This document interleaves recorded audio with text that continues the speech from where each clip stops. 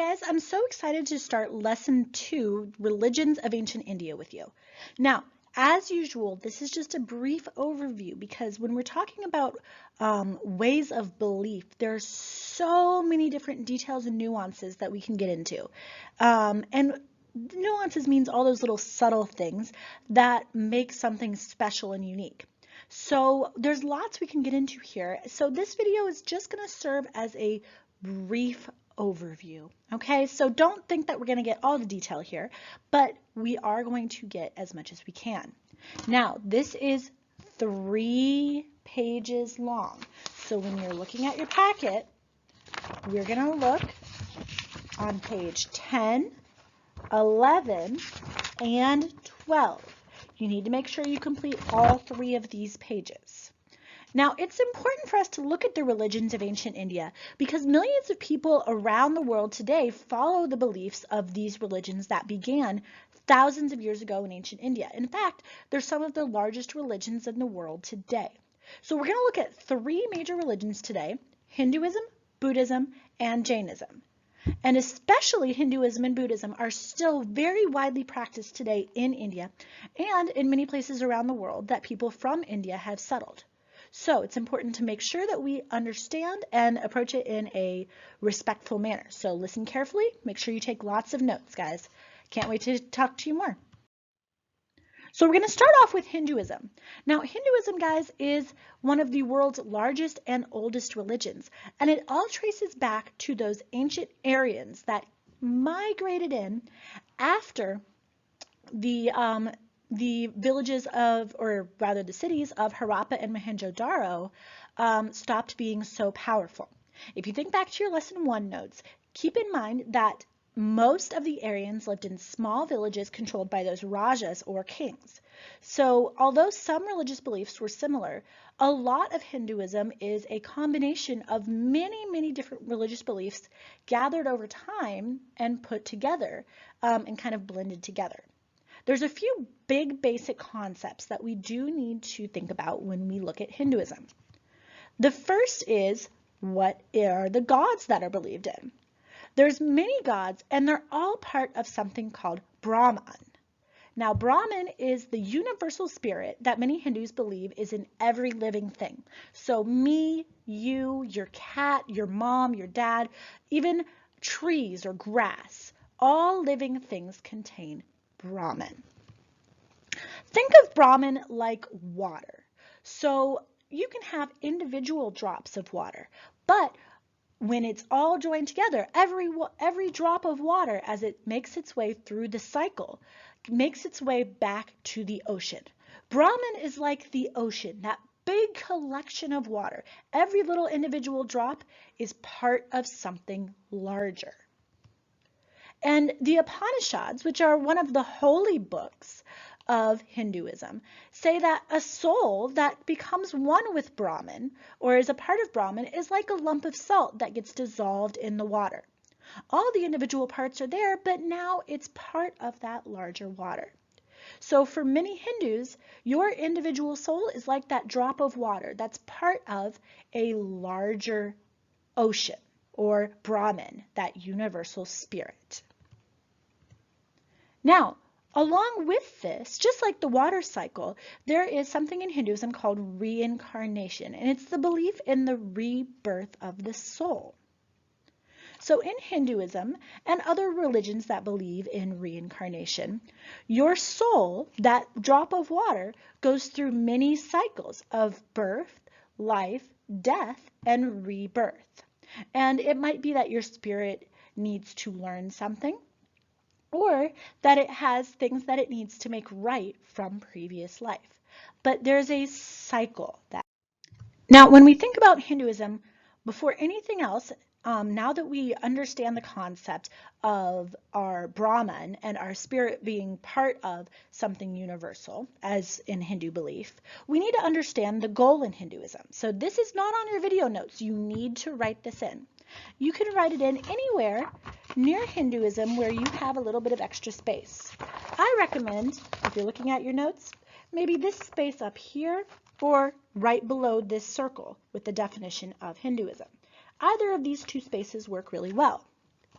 The goal is for our spirit to become one with Brahman and gain ultimate peace, moksha.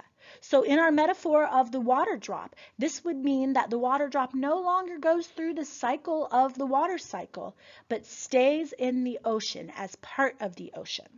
And that would be, for Hindus, that ultimate peace, moksha. Now, in Hinduism, what determines whether or not your spirit or your soul becomes either one with Brahman and gains ultimate peace, or goes back through another life cycle, is the idea of karma. In Hinduism, karma is a force that decides the form that people will be reborn into in their next life. And it's the idea that what goes around comes around. This is a word you might have heard used before to mean that, like, oh, they're going to get what's coming to them. With Hinduism and other religions that believe in karma, the idea is that the actions that you take have an effect further on down the road, even if you don't see them right now. So this gentleman right here he is, he does something. He pushes this wall. And he might not know that eventually, like dominoes, it's going to come around and have an effect on him. With the idea of karma in Hinduism, you can have either good karma or bad karma. And it all depends on whether or not you do something called your dharma. Your dharma is your personal duty based on an individual's place in society. I want you to circle the D in dharma and the D in duty. Now, one way to remember this is that if you do your dharma, you'll have good karma. Practice that saying. If you do your dharma, you'll have good karma. Now, a dharma or your dharma in Hindu beliefs, especially in ancient Hinduism, was going to depend on what level of this caste system you are and what your role inside it might be. So the dharma for, say, a warrior might be very, very different than the dharma for a commoner. Okay? So, for example, let's use an example from a movie. Okay? Let's think about Star Wars. Here's Luke Skywalker. Luke Skywalker grew up on a tiny farm with his aunt and uncle, and he always wanted more. The first Star Wars movie, A New Hope, talks about, for quite a while, about how Luke wanted to go join the rebellion. Well, under the idea of dharma, his responsibility is to stay at the farm. That was where he grew up, and that's what he is meant to do. And by leaving the farm, he is ignoring his dharma. Another example of this from the same series is Finn, the stormtrooper, in the new Star Wars trilogy. Okay? So Finn was created to be a stormtrooper. That was what he was made for. And he rebelled against that. Now, under the Hindu belief of dharma, because he rebelled against that, even though he was killing people and he didn't like that, he would have bad karma. He didn't do his dharma, he would have bad karma. Today, we think of both of these guys as heroes. They go against what's expected of them, but they still end up doing something we consider to be good. Under the system of karma and dharma in Hinduism, this would be looked down upon because they are not fulfilling the responsibility they have. Now, if you were in ancient India living under the caste system that we talked about in the last video notes, you believed that wherever you were on the caste system was because of how you were born.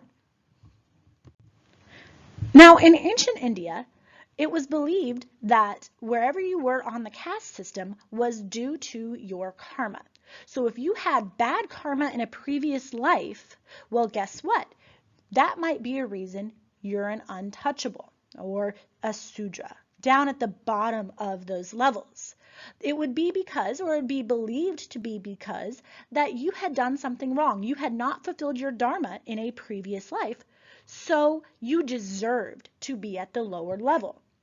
Now, most people, most Hindus in ancient India or in India today don't necessarily agree with this, but this was how the caste system was perceived a long time ago.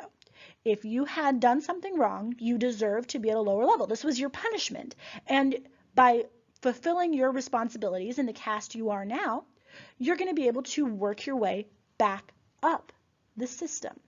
And somebody at the top deserved all the wealth and power that they got because they had good karma from their previous life. So this meant that there was no moving up and down. This is where you were for your life. So you couldn't marry, you couldn't do anything else other than what your responsibility was. So with our hot question, I want you to put that in your own words. How did the ideas behind Hinduism, whether it's karma, dharma, or the caste system, affect the way that ancient Indians might have lived day to day? Now, this idea of Brahman might be difficult for you to kind of wrap your brain around, that universal, the ocean that we're all a little drop of. And this was true for many ancient Hindus as well. Instead, many people built temples and performed ceremonies to lots of gods. And over time, there were three that became the most important: Brahma, the creator; Vishnu, the preserver; and Shiva, the destroyer. These are kind of the three big cycles or forces in life. We have creation of life, preserving and continuing through life, and then destruction. Everything comes to an end, and it's all a cycle. And over time, many Hindus came to think of all of these gods as different parts of Brahman, that universal spirit. So they're almost like different personalities. Kind of like how you have a grumpy side and you have a happy side and a silly side and a goofy side and a serious side, but they're all you. So many Hindus believe that all of the different elements and all of the different deities and gods are all different ways of looking at the one universal spirit. Now we're going to talk more about these ideas in class, and it's okay that they're confusing, guys. I know, these are new to a lot of us, and that's okay. But in ancient India, not everybody loved the ideas associated with Hinduism. So we're also going to talk about two religions that kind of came up against Hinduism or in response to Hinduism. The first one is Buddhism. Now, Buddhism was started by this gentleman right here, Siddhartha Gautama, otherwise known as the Buddha or the Enlightened One. It's a title meaning the Enlightened One. And that means he's figured out the truth about the world. He was born in 563 BCE or BC as a prince in southern Nepal. That's right on the border of India, right along those Himalayan mountains. So he was born with everything you could think of: riches, wealth, all of that. He disagreed with the caste system and he thought it caused suffering. He thought that putting people down on different levels was something that could cause harm. And he wanted to find a cure for suffering, even though he was born into a very wealthy family and really never suffered in his life. He gave up his royal life to meditate and find answers. So for many years, he traveled around searching for what the right answer might be. After many years, he discovered something called the Four Noble Truths. So these are four big ideas about the world, and we kind of discussed some of these when we had thought about suffering ourselves in class. He said, life is full of suffering. This is just, it is what it is. There is no way to get around it. Suffering happens. Whether it's hunger, death, sadness, betrayal, whatever it might be, everyone faces suffering. He also said that the cause of suffering is selfishness, whether it's one person wanting something and taking it from another, or selfishness, maybe we feel sad because our pet died and we wanted more time with them. So selfishly, we want to keep them with us. He also said that the way to end suffering is to stop desiring things so much, and that we can stop desire by following the Eightfold Path. So our goal here is to reach nirvana, this state of perfect happiness. And so I need you to write this goal down as well. And it's important to remember, he didn't think that this would happen by giving up everything in the world. He thought that there was a way to be able to find balance in order to find nirvana or happiness. So write that goal down. And let's look at what those eightfold paths say. So he said that it's important to have right view, to view the world correctly, to have right intention, to make sure that when we go out in the world, we intend to do the right thing, to speak right speech. Like we talked about in class, are we saying things that are respectful and kind? To make sure that we don't just talk a good game, but also do our best to have right actions. That we choose jobs that will benefit us and benefit others and make sure that they help us to give up suffering. So jobs that might harm or hurt other people would not be livelihoods or jobs that we should do according to Buddhism. That we are putting in right effort, even if we fail sometimes, we are always trying. That we focus on positive things, that we have right concentration. So instead of dwelling on the negative, we bring our mind to the positive. And right mindfulness, that every day we make the choice to have that positive attitude and to walk down the eightfold path. So there's lots of steps here, and we'll talk more about in class what these things might look like. Now, did you know that Buddha is a title, like I said, meaning the enlightened one? Some Buddhists view the Buddha as a god, as one more spirit, while others believe that the Buddha is a great and wise leader. Like any other religion today, there's different ways of practicing Buddhism, and those vary from place to place and from person to person. But they still, all types of Buddhism, would follow the Eightfold Path and accept the Four Noble Truths about life. So now I want you to think about why some members of higher castes might disagree with or feel threatened by Buddhism. Remember that the Buddha said that everyone could follow the Eightfold Path, no matter who you were, and that the caste system caused suffering. So if you're in that higher caste, why might you not want people underneath you to start following Buddhism? The last religion we're going to talk about today is Jainism. So Jainism arose around 500 BC, a little bit later than Buddhism, but right about the same time. So this is started by a gentleman called Mahavira.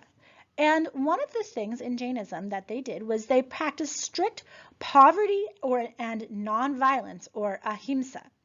This meant, and so you see in this picture, this gentleman has a mask, right? And he's carrying a broom. Jains, which is people who practice Jainism, believe that it is their goal and their responsibility to not harm any living thing. So they're strict vegetarians, and what he has over his face is a mask to make sure he doesn't accidentally breathe in any insects or anything else, or if he's ill, spread disease and cause harm to others that way. And the broom, many Jains would sweep out in front of them to protect any insects from getting squished as they walked away, because they believed in that idea of all living things being connected.